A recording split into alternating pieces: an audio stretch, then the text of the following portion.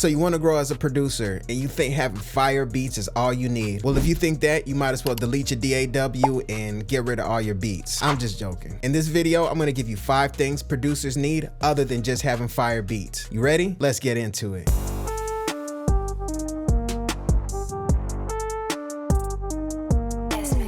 So the first skill you're gonna need as a producer is the ability to network. Now, what is networking? Networking is the ability to connect with another person, then you two exchange value with each other. So it doesn't really matter if you have the most fire beats in the world just sitting on your hard drive and just your cousin and your aunt and your brother knows that you just make fire beats. You have to go out there, and honestly, from my personal experience, there are people out there who need your skills as a producer in ways that you don't even know and you can't even see. If you make fire beats, you can make fire beats for someone's ad that they're putting out. Maybe they're a content creator and they need your beats for some type of video that they're doing. You might know somebody who knows somebody who's in sync in TV and film, but you wouldn't know these things if you just sit in your room, sit in the corner, cook up fire beats, and then maybe just post it to your website. You gotta get out there, you gotta shake hands, you gotta let people know your name, let people know your face, you know, show up consistently, give value so then you can also receive value. And this also comes to developing people skills. So we are creating music, but we're creating music for people to enjoy and to benefit from. So don't detach yourself from that connection that music is really for. Make sure you check out different local events. And it doesn't even always have to be music in general. It could be something related to content creation, music, TV and film, live recordings, live performances, even studios, music engineers, all these different areas that kind of connected to the music game indirectly can benefit from your skill set. So get out there, connect with people, let people know your name, let people know your face, let people know what you do. And it might not be the person that you're interacting with and engaging with right in front of you that's going to benefit from you as a producer.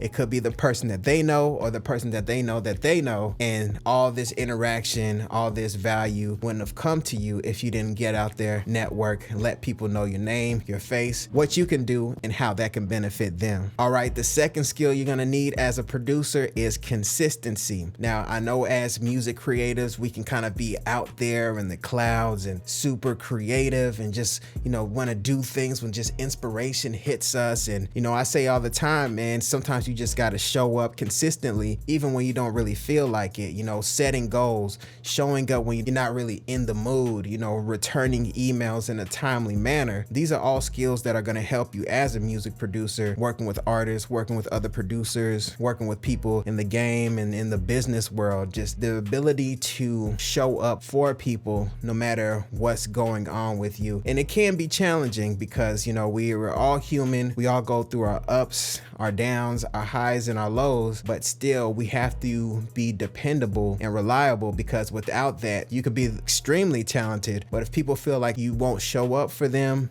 consistently, then they feel like they can't trust you. And if they can't trust you, then they really feel like you're unreliable or flaky or just kind of all over the place. And honestly, some of them, the most talented people that I've come across, tend to fit in this mold. Just extremely, when they're on it, they're on it. They're nonstop. They want to record. They want to do everything. But then out the blue, they'll just totally disappear, wait, and then you don't know when you're going to hear from them again, because they're waiting for the mood and the inspiration to strike. And, you know, I know this is somewhat of a controversial take because we do want to feel, we do want to be in the mood, but sometimes we really don't have the luxury to do that. We just have to show up, be present, be consistent, and know that other people are relying on us to deliver value to them, and we can't take that away from them because they're looking forward to that. All right, and piggybacking off of skill number 2, consistency is persistence. So persistence is the ability to push through trying times, the ability to pick yourself up when everything fails and falls down. You still got to have the skill set to stand back up, keep going, keep fighting the good fight, going the course. You know, in my experience, all these years I've been working on music, man, I've dealt with it all. I've dealt with beats crashing in the middle of beat sessions. I've dealt with issues with Pro Tools that I didn't know where to go to fix something, and somebody is, you know, relying on me, and I just got to be persistent and fight through through and figure it out right there. And, not being in the mood to show up for content, sickness, not being totally 100% and still having the persistence to show up and know that I need to give value to you guys in the music community. And the same thing goes true for you as a producer. If you have a recording artist who needs certain beats and you got other responsibilities and these things are interfering with you, but you still have to have the persistence to fight through the stress, fight through the fatigue, which is hard, fight through all of that, to be persistent, to push through, and then people will look at you as a strong person. You're a person who will show up for recording artists when they need you in the session, even though you have other things going on, or maybe things didn't go right, or maybe a beat sale didn't go through, maybe a management situation didn't go through, maybe you put your all into a project as a producer and then somebody did you wrong, someone did you dirty, but you had the persistence to fight through that and continue to trust other people moving forward, which is challenging.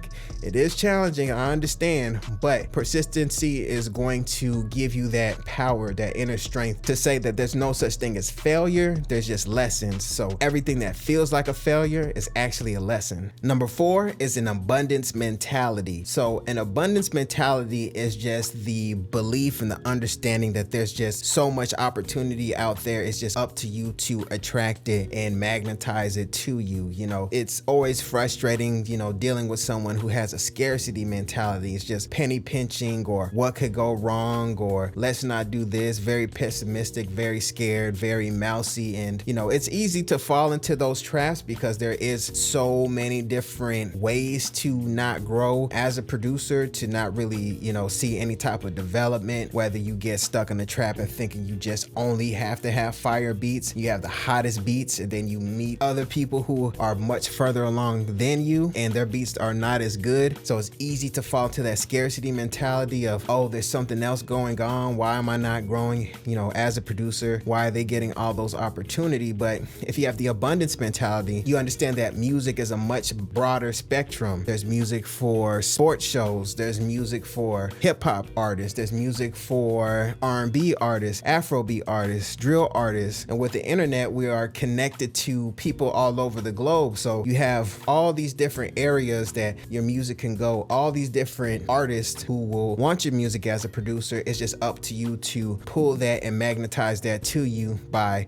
showing everyone your skill set and letting them see you as a producer and understanding your value. But the only way that's going to happen is if you see things from that perspective. If you look at everything as scarce, you might just look at things from the major artist, major placement game, where it's a handful of artists and a handful of producers, and it's just all these people just squeezed into these little projects over and over again. You keep seeing the same producers over and over again. You might feel like giving up because you see things from a scarcity perspective. But if you see that there's the independent artist lane as a producer, there's the sync licensing lane, and like I said earlier, there's the entire global music audience, a global music community that's interested in what you have to offer. So go into things knowing that there's abundance for you out there. You just have to find ways, you just have to find strategies to find your own lane. And it's a lot of trial and error, but that's where the other steps of consistency and persistence